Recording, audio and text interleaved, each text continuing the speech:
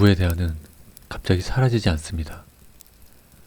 어느 날 문득 조용해진 것처럼 느껴지지만 사실은 아주 오랜 시간에 걸쳐 조금씩 줄어들어온 결과입니다. 처음에는 할 말이 넘쳤습니다. 오늘 있었던 일, 사소한 감정, 작은 고민까지 모든 것의 대화의 소재였죠. 하지만 시간이 흐르면서 대화는 점점 필요한 말만 남게 됩니다.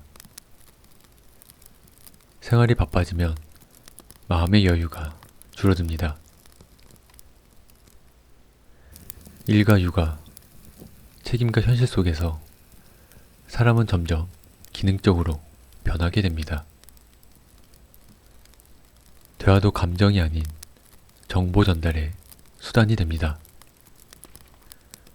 또 하나의 이유는 익숙함입니다.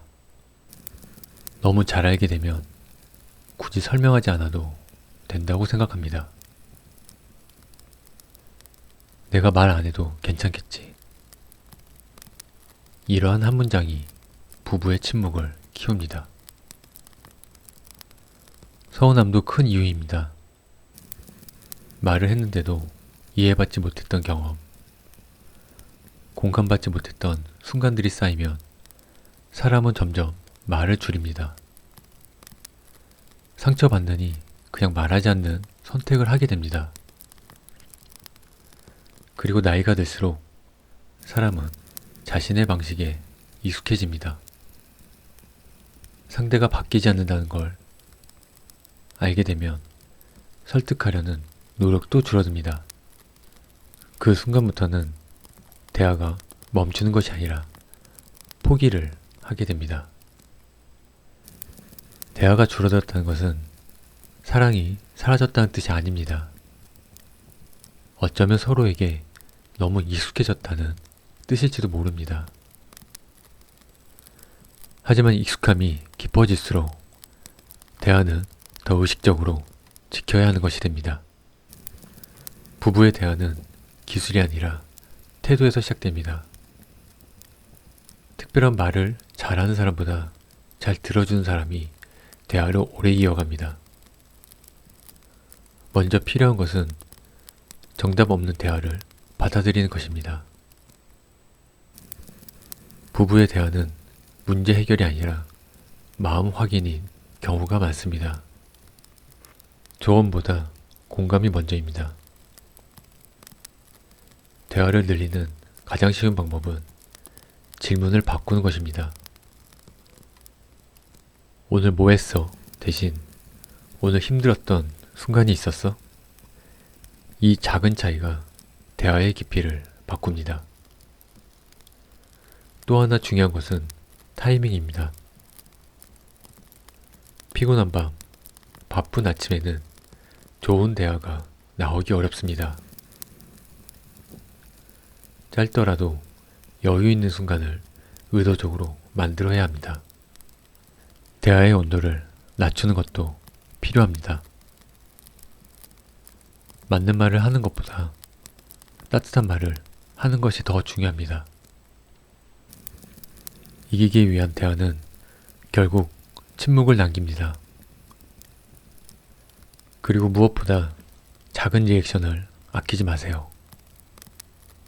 고개를 끄덕이는 것, 짧은 공감 한마디, 눈을 맞추는 것만으로도 사람은 이해받고 있다고 느낍니다. 대화는 거창한 시간이 아니라 작은 관심의 반복입니다. 길게 말하려 하지 않아도 괜찮습니다. 짧게라도 진심이 담긴 말 한마디가 부부의 거리를 다시 좁힙니다. 대화는 다시 시작하는 것이 아니라 다시 기억해내는 것입니다. 우리가 처음 서로에게 말했던 방식으로 조금만 돌아가면 됩니다. 대화가 줄어드는 것과 대화가 안 되는 것은 다릅니다. 줄어드는 것은 자연스러운 흐름이지만 안 되는 것은 마음의 벽이 생겼다는 신호입니다. 가장 큰 이유는 감정이 쌓였기 때문입니다. 표현되지 않은 서운함, 해결되지 않은 갈등, 지나간 말들이 마음속에 남아 보이지 않는 거리감을 만듭니다. 또 다른 이유는 듣지 않는 대화입니다. 말은 오가지만 이해는 오가지 않는 상태. 상대의 말을 듣기보다 내 말을 준비하고 있다면 대화는 이미 멈춘 것입니다. 비교도 대화를 막습니다.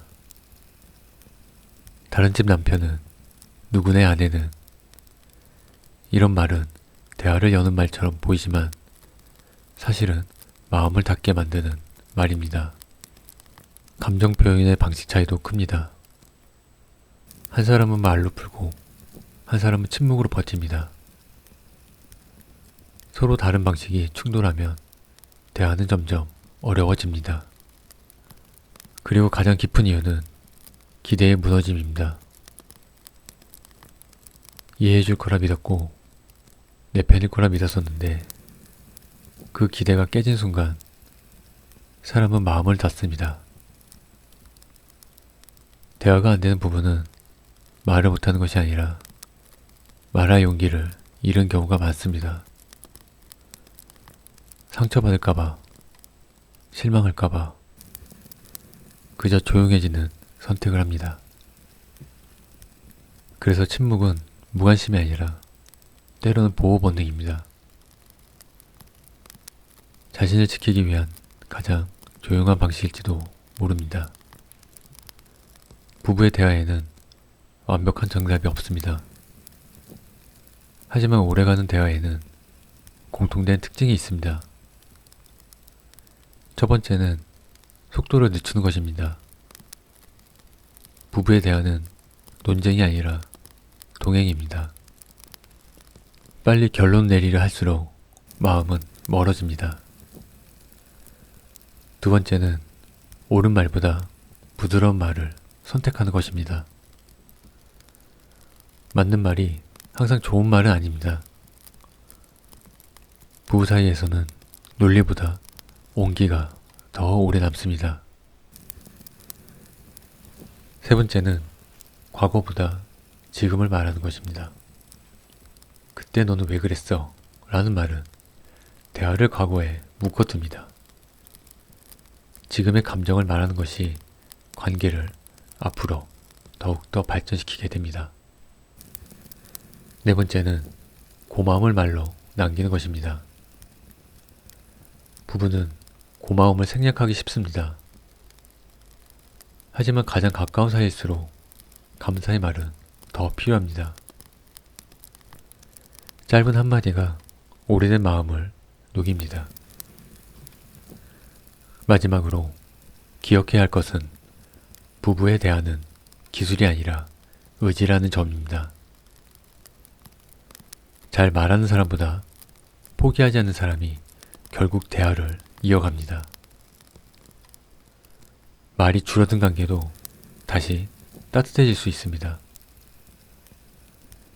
대화는 사라지는 것이 아니라 잠시 멈춰있는 것 뿐입니다. 조금 서툴러도 괜찮습니다. 완벽하지 않아도 괜찮습니다. 다시 말을 건네는 그 순간 부부의 시간은 다시 흐르기 시작합니다.